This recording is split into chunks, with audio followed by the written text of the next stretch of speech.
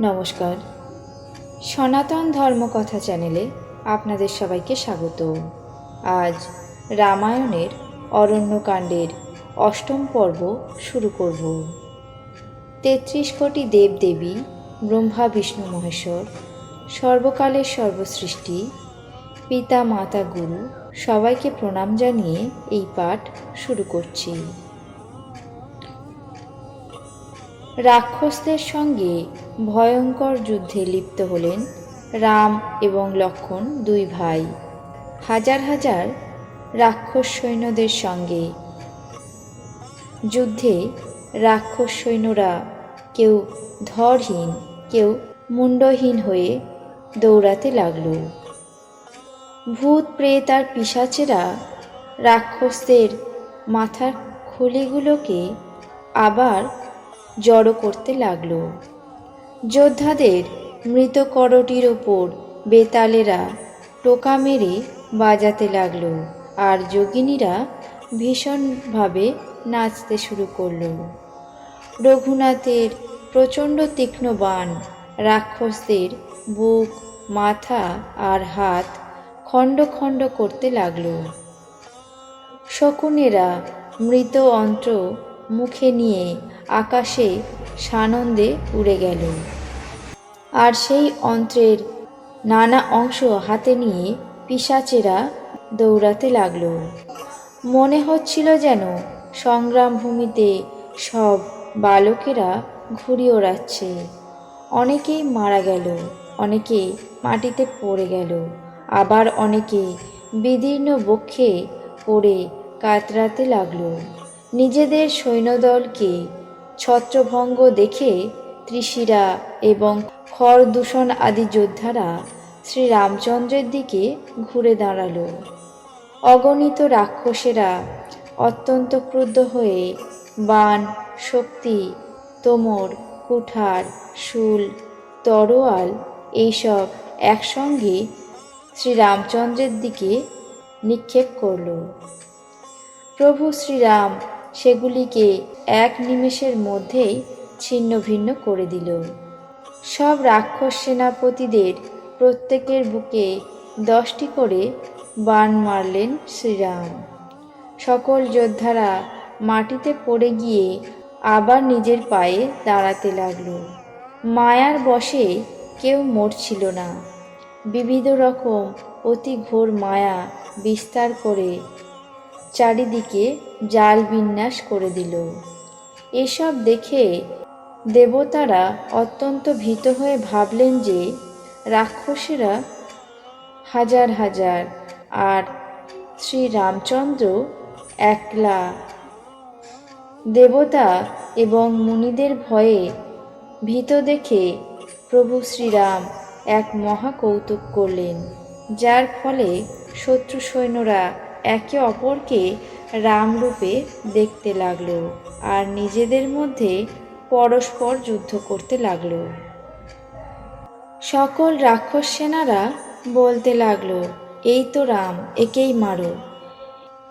এইভাবে একে একে নিজেরা নিজেদের মধ্যে যুদ্ধ করে নিমেষের মধ্যে নিঃশেষ হয়ে গেল। তারপর দেবতারা আনন্দিত হয়ে শ্রীরামচন্দ্রের উপর পুষ্পবৃষ্টি করতে লাগলেন। আকাশে দুন্দুভি বাজল। নানা রকম স্তুতি করে অনেক বিচিত্র রথে শোভিত হয়ে দেবতারা চললেন নিজ নিজ ধামে। শ্রী রঘুনাথ যখন যুদ্ধে শত্রুদের জয় করলেন আর সুর নর মুনি সকলের ভয় দূর হল, তখন লক্ষ্মণ সীতাকে নিয়ে এলেন। প্রভুর চরণে প্রণিপাত করতেই অত্যন্ত প্রসন্ন চিত্তে শ্রীরাম তাকে বুকে জড়িয়ে ধরলেন। শ্রীরামচন্দ্রের শ্যামল কোমল তনুর দিকে অতীব প্রেমভরে সীতা তাকিয়ে রইলেন। চোখের তৃপ্তি হচ্ছিল না। পঞ্চবটিতে বাস করে এইভাবে শ্রীরামচন্দ্র দেবতা এবং মুনিদের সুখদায়ক লীলা করতে লাগলেন। খর ও দূষণকে নিহত দেখে শূর্পণখা উপস্থিত হলেন রাবণের রাজ্যে। লঙ্কায় গিয়ে শূর্পণখা রাবণকে উত্তেজিত করতে লাগলো এবং অত্যন্ত ক্রোধের সাথে বলল, তুমি দেশ আর রাজকোষের কথা দেখছি একেবারেই ভুলে বসে আছো। দিনরাত শুধু সুরাপান করছো আর বিশ্রামে থাকছো। তুমি কি এ জানো না যে শত্রু তোমার শিয়রে এসে দাঁড়িয়েছে? নীতি বিনা রাজ্য আর ধর্ম বিনা ধন লাভ, ভগবানকে সমর্পণ না করে শুভকর্ম করা আর বিবেক জ্ঞান ছাড়া বিদ্যা অর্জন করা কেবলমাত্র পণ্ডশ্রম ছাড়া আর কিছুই নয়। বিষয়ের সংসর্গে সন্ন্যাসী, কুমন্ত্রণায় রাজা, অভিমানে জ্ঞান আর মদ্যপানে লজ্জা, নম্রতা বিহনে প্রীতি, অহংকারে গুণী শীঘ্রই বিনাশপ্রাপ্ত হয়। এই রকম নীতির কথা কতই না শুনেছি। শত্রু, ব্যাধি, অগ্নি, পাপ, প্রভু আর সর্পকে কখনোই ছোট করে দেখা উচিত নয়। এইসব বলে বিবিধ প্রকারে বিলাপ করে শূর্পণখা রাবণের সামনে কাঁদতে লাগলো। রাবণের সভার মধ্যে ব্যাকুল হয়ে পড়ে কেঁদে কেঁদে বলতে লাগলো যে, হে দশানন, তুমি বেঁচে থাকতেই কি আমার এই দশা হওয়া উচিত ছিল? শূর্পণখার কথা শুনে সভাসদেরা সবাই ব্যাকুল হয়ে উঠল। তারা সকলে হাত ধরে শূর্পণখাকে ওঠালো, তাকে বোঝাতে লাগলো। তারপর লঙ্কেশ্বর রাবণ বলল, তুই নিজের কথা তো বল, তোর নাক এবং কর্ণবিহীন কে করল?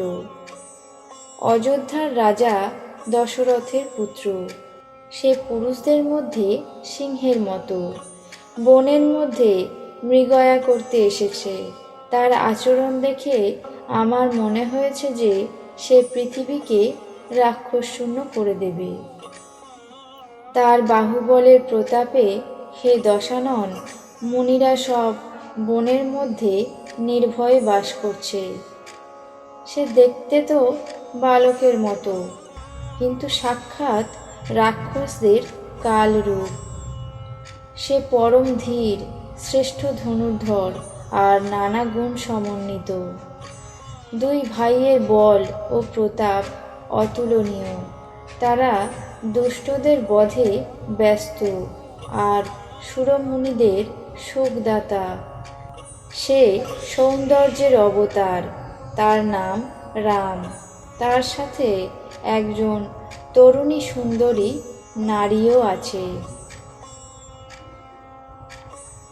আজ রামায়ণের অরণ্যকাণ্ডের অষ্টম অংশ এখানে শেষ করছি। বাকি অংশ আগামী পর্বে পাঠ করে শোনাবো। আপনাদের কেমন লাগছে তা অবশ্যই কমেন্ট বক্সে জানাবেন। চ্যানেলটিকে সাবস্ক্রাইব করবেন, লাইক করবেন, শেয়ার করবেন। ধন্যবাদ।